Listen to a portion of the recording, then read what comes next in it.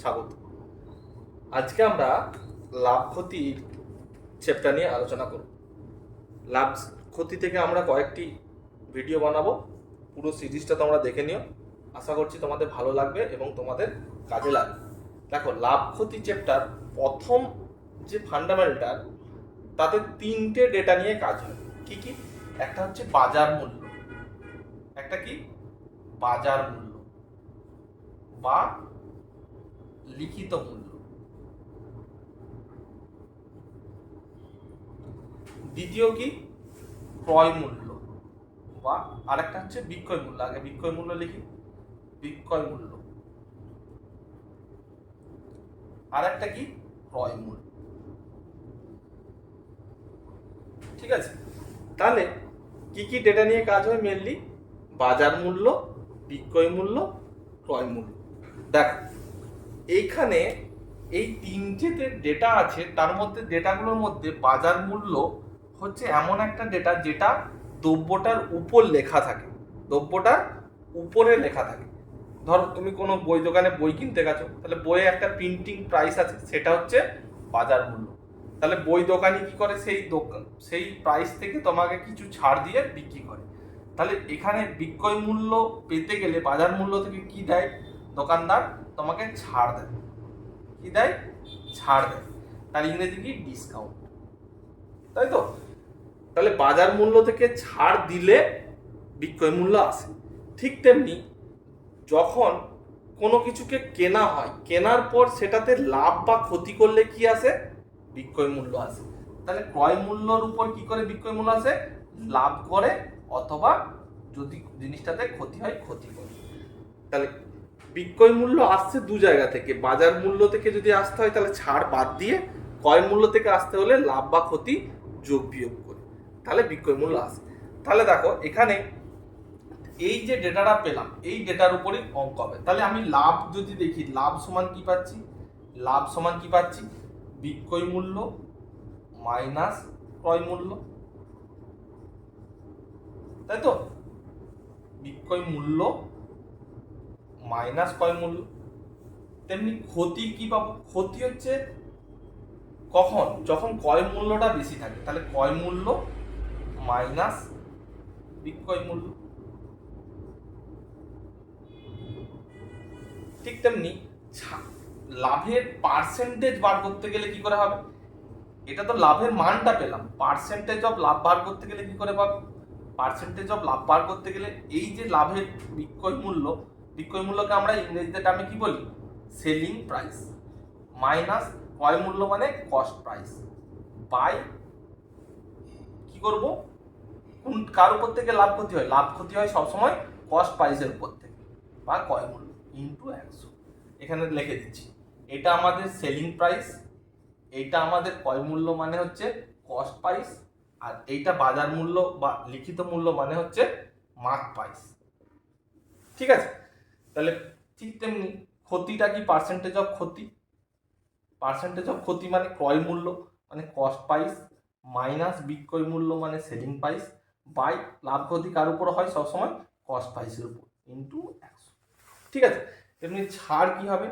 ছাড় জিনিসটা মনে রাখবে, ছাড় হচ্ছে সবসময় কি বললাম? বাজার মূল্য থেকে ছাড় দিয়ে বিক্রয় মূল্য আসে। তাহলে বাজার মূল্য বা মার্ক প্রাইসের থেকে যদি বিক্রয় মূল্যটা বাদ দিই, তবে আমি ছাড়। ঠিক আছে? তাহলে পার্সেন্টেজ অফ ছাড় কি? পার্সেন্টেজ অফ ছাড় সমান কি হবে? পার্সেন্টেজ অফ ছাড় হচ্ছে মার্ক প্রাইস মাইনাস বিক্রয় মূল্য মানে সেলিং প্রাইস, বাই কার উপর থেকে? মার্ক প্রাইসের উপর থেকে, ইন্টু 100। ঠিক আছে? তাহলে এই ডেটাগুলো আমাকে মনে রাখতে হবে। কি বললাম? লাভ ক্ষতিতে তিনটে ডেটা, বাজার মূল্য বা লিখিত মূল্য বা ইংরেজি টার্ম হচ্ছে মার্ক প্রাইস, বিক্রয় মূল্য বা সেলিং প্রাইস, ক্রয় মূল্য বা কস্ট প্রাইস। এবার দেখো, এখানেতে বাজার মূল্য থেকে বিক্রয় মূল্য আসতে গেলে ছাড় দিতে হয়। বাজার মূল্য মাইনাস ছাড় সমান বিক্রয় মূল্য। ঠিক তেমনি ক্রয় মূল্যের উপর লাভ বা ক্ষতি করলে আমি কি পাবো? বিক্রয় মূল্য পাবো। তাহলে দেখো, লাভ কি জিনিস? লাভ হচ্ছে, এখান থেকে দেখো লাভ কি জিনিস? লাভ হচ্ছে বিক্রয় মূল্য মাইনাস ক্রয় মূল্য, মানে হচ্ছে ইংরেজিতে যদি করতাম এটা বিক্রয় মূল্য ইংরেজি কি, বিক্রয় মূল্য ইংরেজি হচ্ছে selling price minus cost price. ঠিক আছে, তেমনি তাহলে এই লাভ, এটা লাভের মানটা পেলাম, পার্সেন্টেজ অফ লাভ বার করতে গেলে selling price minus cost price by, সবসময় মনে রাখবে লাভ ক্ষতি কার উপর হয়, ক্রয় মূল্যের উপর হয়, মানে কস্ট প্রাইসের উপর হয়। তাহলে কস্ট প্রাইস ইন্টু 100। ঠিক তেমনি ক্ষতি কি, ক্রয় মূল্য মাইনাস বিক্রয় মূল্য, পার্সেন্টেজ ক্ষতি কি CP minus SP by CP into 100। ঠিক তেমনি ছাড় কি, বাজার মূল্য থেকে বিক্রয় মূল্যটা বাদ দিলে ছাড় পায়। তেমনি পার্সেন্টেজের ছাড় কি, মার্ক প্রাইস বা বাজার মূল্য minus selling price by mark price into 100। এই পুরো ডেটাটা তোমাকে মনে রাখতে হবে মাথার মধ্যে, তাহলেই তুমি লাভ ক্ষতি ব্যাপারটা বুঝতে পারবে। ঠিক আছে, এবার পরে আমরা অঙ্ক দিয়ে বুঝাচ্ছি। এবার দেখো যে কোনো অঙ্কে লাভ ক্ষতির পার্সেন্টেজ দেওয়া থাকবে বা ডিসকাউন্টেড পার্সেন্টেজ দিয়ে, প্রথমে ধরি লাভের পার্সেন্টেজ দেওয়া আছে 12.5% বা 10%, 10% লাভ অঙ্কতে দেওয়া আছে। ঠিক আছে, তাহলে 10% লাভ, সবসময় এই পার্সেন্টেজ দেখে সবসময় 100 আর 110 ধরবে না। কি করবে, 10% মানে আমরা পড়েছিলাম কি 1/10, তাই তো 10%-এর ভগ্নাংশ মান 1/10। তাহলে সবসময় মনে রাখবি এই নিচের মানটা হচ্ছে কি ক্রয় মূল্য।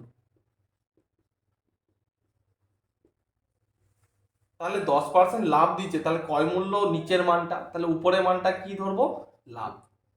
ঠিক আছে, তাহলে এই যে 10% মানে 1/10 পেলাম, সেখান থেকে কি কি ডেটা পাচ্ছি দেখো, ক্রয় মূল্য পাচ্ছি আমি 10 টাকা, লাভ পাচ্ছি 1 টাকা, বিক্রয় মূল্য পাচ্ছি তাহলে ক টাকা,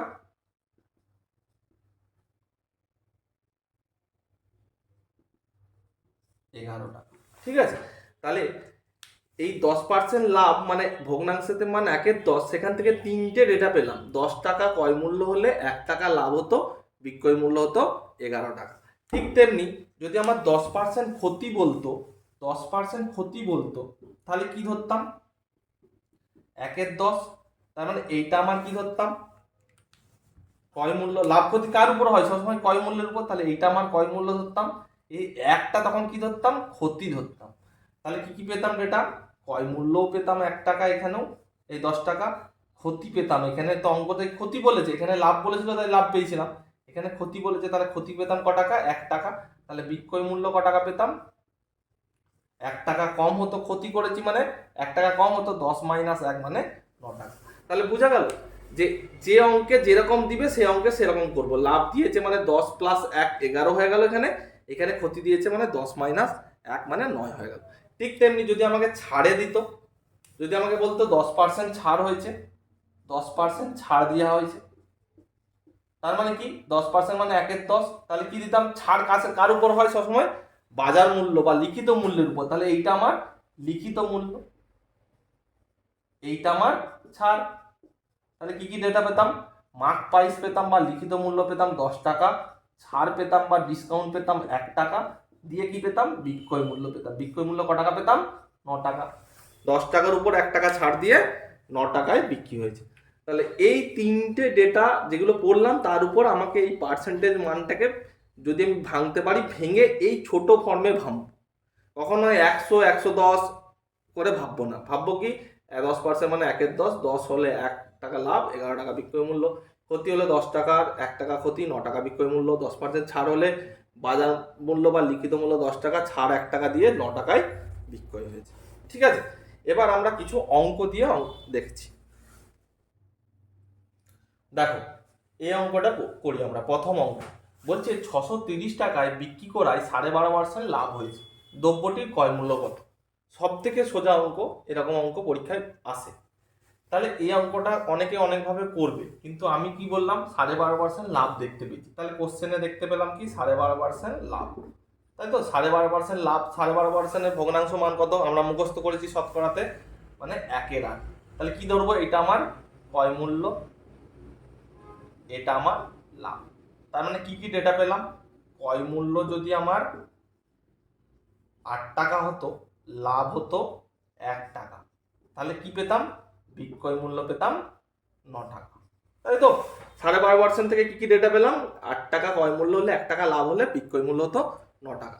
এবার কোশ্চেনে এইটা যে পেলাম, কোশ্চেনে এবার ডেটা খুঁজো, কোশ্চেনে বলেছে দেখো 630 টাকায় বিক্রি করায়, তাহলে এই যে ডেটাটা দিয়েছে এটা কি ডেটা দিয়েছে, এটা বিক্রয় মূল্য দিয়েছে। 630 টাকাটা কি বিক্রয় মূল্য দিয়েছে, তাহলে বিক্রয় মূল্য দিয়েছে মানে বিক্রয় মূল্য তলায় লিখবো, তাহলে 630 টাকাটা এর তলায় লিখলাম। এর তলায় লিখলে কগুণ হলো দেখো, এটা আমার 9 বেরিয়েছিল, এই কোশ্চেনের ডেটাটা কগুণ 70 গুণ। তাহলে এইখানে আর যে ডেটাগুলো আছে সেগুলো আমার 70 গুণ হবে, সেগুলো আমার 70 গুণ হবে। তাহলে 8 7 56, 560 70 টাকায়। তাহলে এবার কোশ্চেনের উত্তর কি চেয়েছে দেখো, উত্তর চেয়েছে দ্রব্যটির ক্রয় মূল্য কত। তাহলে ক্রয় মূল্য কত বেরোলো, ক্রয় মূল্য বেরোলে 560 টাকা। অ্যান্সার কত, 560 টাকা। দেখো অঙ্কে বলছে একটি সাইকেল 1400 টাকায় কিনে কত টাকায় বিক্রি করলে 15% ক্ষতি হবে। তাহলে 15%-এর ভগ্নাংশ মান কত, 15% মানে 3/20, তাই তো। 5% মানে 1/20, 15% মানে 3/20। ক্ষতি হয়েছে, কি হয়েছে, ক্ষতি হয়েছে। তাহলে ক্ষতি হয়েছে মানে ক্রয় মূল্য কত ধরবো, 20, ক্ষতি কত 3, তাহলে বিক্রয় মূল্য কত 17।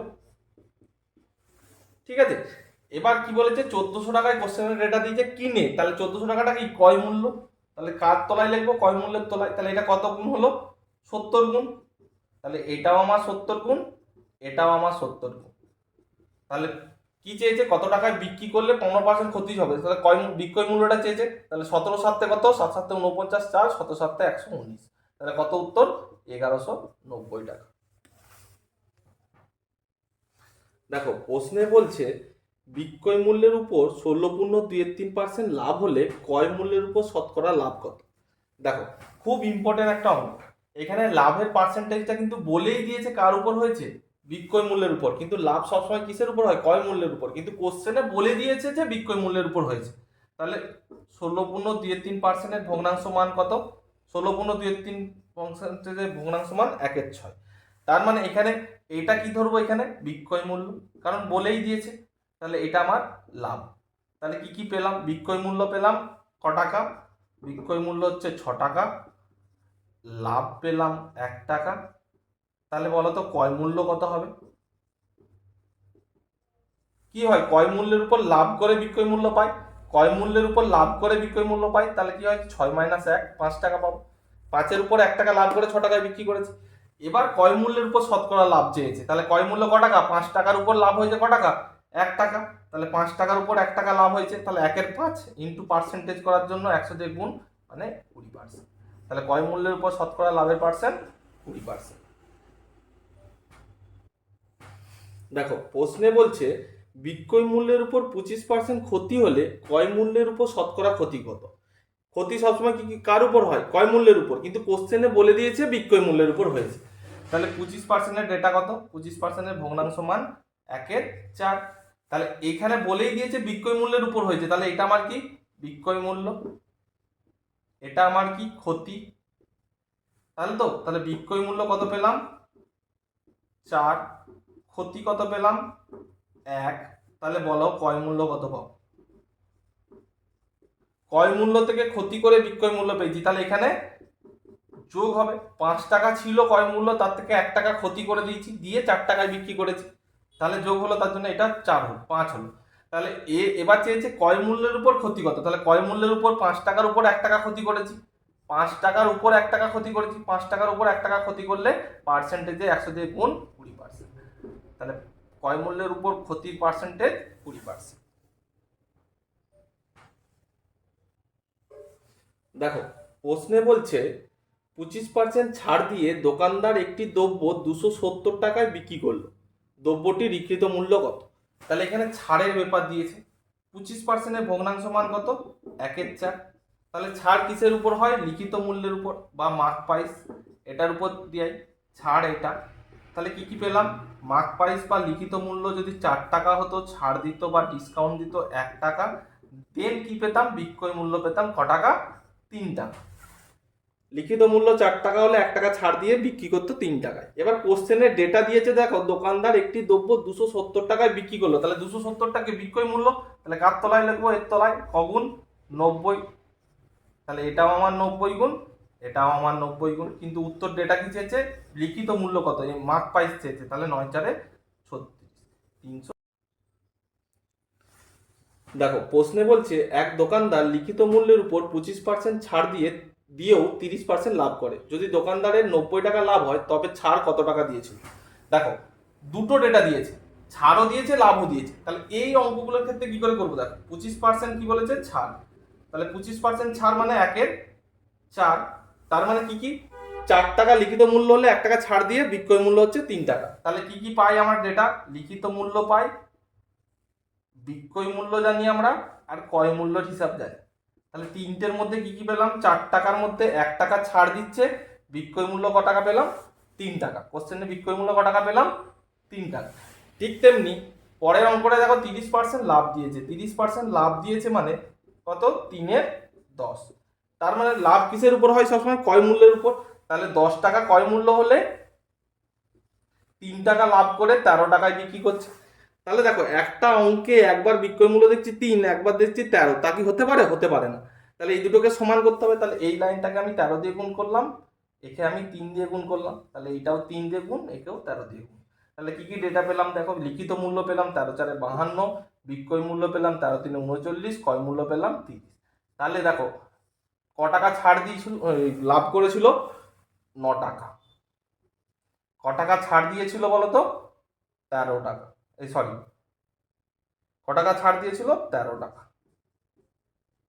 তাই তো। এবার কোশ্চেনে দিয়েছে দেখো দোকানদারের 90 টাকা লাভ হয়, তাহলে এই যে 9 টাকা পেয়েছি, এটাই কোশ্চেনে ক টাকা, 90 টাকা, কখন, 10 গুণ, তাহলে ছাড় কত হবে, 10 গুণ হবে, 130, তাহলে অ্যান্সার কত, 130।